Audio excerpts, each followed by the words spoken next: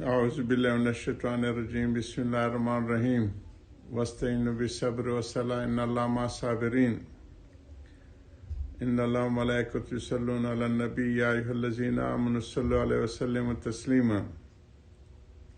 حضرت کی الجبر صبر سے آج 26ویں ہماری نشست ہے۔ حضرت نے اس میں جو اپنے زمانے اور اس سے پہلے زمانے کے خیر القرون جتنے تھے، ثم الذین یلونہم ثم الذین یلونہم، جو حضور صلی اللہ علیہ وسلم کے زمانے کے پھر جتنے قریب ہیں، ان میں اللہ پاک نے بہت سی صفات ان کی طبیعت میں ودیت کر رکھی ہوتی ہیں، ان میں پہلے سے پیدائشی، بلکہ حضرت تو فرما رہے کہ ماں کے پیٹ سے ہی وہ لے کے آتے ہیں، بلکہ صوفی بن کے، یعنی بہت سے روحانی امراض سے پاک اللہ پاک ان کو پیدا فرماتے ہیں۔ تو اس کی مثالیں چل رہی ہیں۔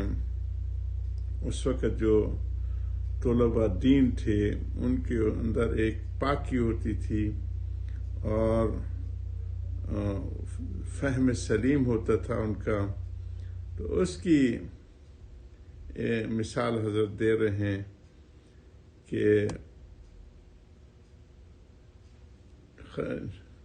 ایک بادشاہ اور ان کے وزیر کا آپس میں، حضرت کا عنوان یہ ہے کہ دور قدیم کے طلباء جو ہے، بادشاہ کہتا تھا کہ یہ عربی طلباء بہت عاقل ہوتے ہیں، بادشاہ نے کہا تھا، کیونکہ فطرت سلیم ہوتی تھی۔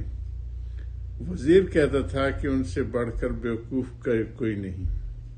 تو یہ واقعہ شروع تھا کہ ایک سامنے سے طالب علم گزرا، ایک طالب علم جوتیاں چٹکھاتے خستہ حال سامنے سے گزرا۔ بادشاہ نے اس کو بلایا اور وزیر سے کہا کہ ابھی فیصلہ ہو جاتا ہے۔ دیکھو یہ طالب علم اتفاق سے میرے سامنے آ گیا، میں نے اس کو انتخاب کر کے نہیں بلایا، کوئی سلیکٹ کر کے نہیں بلایا کہ پہلے سے کوئی ذہین۔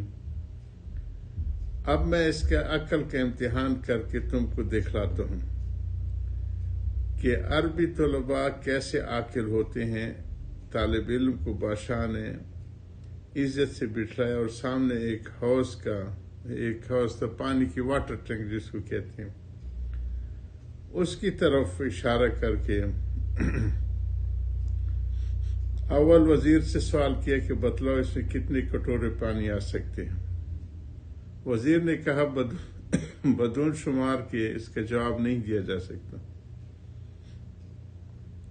حوض کو خالی کیا جائے اور کٹورے بھر بھر کے پانی اس میں ڈالا جائے تو اندازہ ہو سکتا ہے۔ اب تو انجینئرنگ بہت اور سائنس اور ٹیکنالوجی بڑی وہ ہو گئی ہے، اس کے یونٹس ہر چیز کی ہے، مقرر ہے، پیمائش پیمانے، تو یہ اس قسم کی چیزیں آج کل پانی کی جو ہے کیوب میٹر، اسی طرح دریاؤں میں جو پانی بہتے اس کو کیوسک وغیرہ، یہ کتنے کیوب میٹر پر سیکنڈ گزرا، یہ سارے پیمانے تو ہیں۔ اس وقت شروع کے زمانے میں یہ ہے، تو طالب علم کو بادشاہ نے، وزیر نے تو کہا کہ اس کو اس طرح میں جواب نہیں دے سکتے، پہلے اس کو بھر کے کٹورے نکالے جائیں اور پھر اس سے بھرا جائے تو وہ کٹوروں کے حساب۔ بادشاہ نے اس کے بعد طالب علم سے دریافت کیا کہ مولانا آپ بتائیں کہ اس میں کتنے کٹورے پانی آ سکتے۔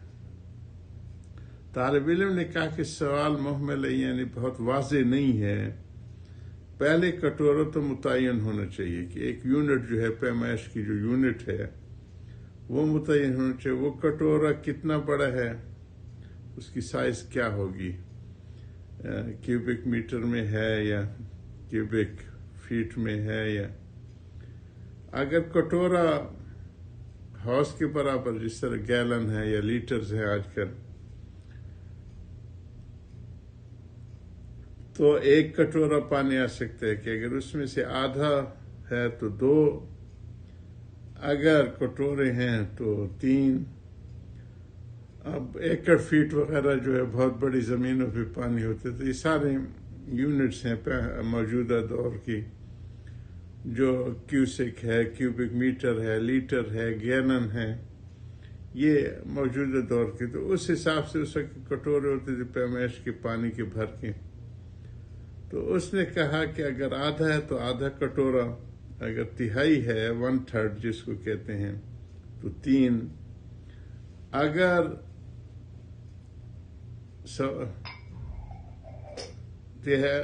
100واں حصہ ہے تو 100 کٹورے، اگر 1000واں حصہ ہے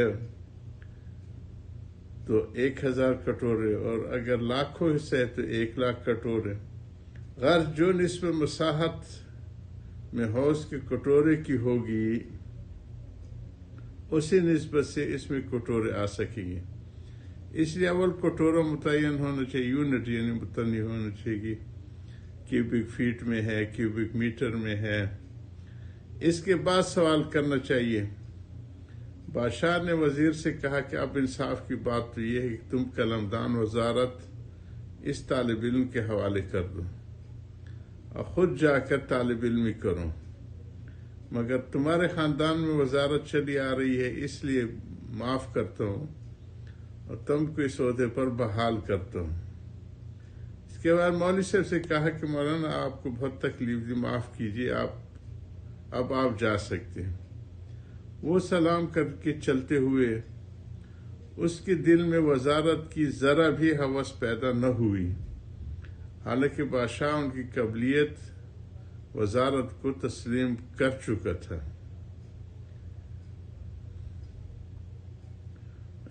یوسف علیہ السلام کا بھی ایسے نہیں کہ انا علیم حفیظ آیا نا کہ میں امانت بھی داری ہوں، حفاظت بھی کرتا ہوں خزانوں کی، اور اس کا ریلیونٹ علم بھی رکھتا ہوں. تو یہ ریلیونٹ علم اس طرح کے ہوتے ہیں کہ ہمارے حضرت فرمایا کرتے تھے کہ سرکاری عہدہ اور وزارتوں کے لیے دونوں ضروری ہیں، کہ ایک تو آنیسٹی ہو، امانت دار ہو. اس طرح نہیں ہے کہ جس طرح ہمارے ہاں آپ کو ایک سارے ادارے نیچے چپڑاسے سے لے کے سربراہ تک انتہائی کرپٹ اور کرپشن میں مبتلا ہو چکے. ایسے نہیں، آنیسٹی، امانت داری اور نالج، اس کی جو ہے ایبیلٹی، اس کو آج کل ہمارے ہاں کتنی جیلی ڈگریوں پہ اور گھوسٹ سکول اور ماسٹر، یہ تو اب سینکڑوں میں نہیں ہزاروں میں پکڑے جا رہے ہیں. تو یہ شرائط ہے اس کے لیے کہ علم بھی ہو اور امانت داری بھی ہو، کیونکہ اس زمانے میں طلباء کو دنیا کی ہوس نہ تھی، لالچی نہیں تھے، دنیا دار نہیں تھے. طلباء اس زمانے میں سب صوفی ہوتے تھے، اس لیے پہلے زمانے میں خانقاہوں کی اور تعلیم تصوف کی ضرورت نہ تھی، کیونکہ سب ماں کے پیٹ سے ہی یہ اعلی صفات صوفی کے تصوف والے پیدا ہوتے تھے. اور ان کا وہی مذاق ہوتا تھا جو حضرت غوث اعظم کا اس واقعے سے ثابت ہوتا ہے کہ ملک سنجر، جو افغانستان ملک سنجر جو ہے، اس کے بادشاہ ملک نیمروز نے، یہ افغانستان اور ایران کی بارڈر کے ساتھ نیمروز علاقہ ہے، آپ کے مصارف کے لیے آپ کو ایک معتدل حصہ ملک کا پیش کرنا چاہا کہ ہمارے اس صوبے کی آمد آپ تک پہنچی کرے گی. پیش کرنا چاہا. آپ نے ربائی میں جو خط لکھا، چو چتر سنجری رخ بخشم سیاباد، در دلگر بود ہوس ملک سنجرم، زاں کے یافتم خبر از ملک نیم شب، من ملک نیم روز بے یک جو نمی خرم. سنجر کی جھنڈے کی طرح میرا بخت اس وقت سیاہ جھنڈا ان کے ملک کا تھا۔ سنجر کی بادشاہ کی جھنڈے کی طرح میرا بخت کا منہ کالا ہو اگر میرے دل میں ملک کے سنجر کی آرزو ہو۔ جب سے مجھے آدھی رات کو اٹھنے کا چسکا لگا، تہجد کا، ملک کے نیم روز کو، وہ نیم شب اور نیم روز کو حضرت نے خوب جوڑ دیا۔ ملک کے نیم روز کو میں ایک جوتے کے بدلے بھی نہیں خریدتا۔ ایک عالم کی حکایت رسالہ قاسم دور قدیم میں لکھی تھی کہ وہ خدمت دین میں مشغول رہا کرتے تھے، کسب معاش کا کوئی ذریعہ نہ تھا۔ ایک نان بھائی آپ کا معتقد تھا اور جانثار تھا۔ ایسے شخص سے مانگ کر کھانا بھی جائز ہے۔ اس سے آپ نے کہہ رکھا تھا کہ بھائی جب کبھی ہم کو بھوک ستائے گی ہم بے تکلف تمہارے پاس آ جایا کریں گے، مگر ایک شرط ہے، وہ یہ کہ ہمارے سامنے وہ ٹکڑے رکھ دینا جو مسافروں کے آگے سے بچ جاتے ہیں۔ حضرت کی ان باتوں کو جاری رکھیں گے۔ وآخر دعوانا الحمدللہ رب العالمین۔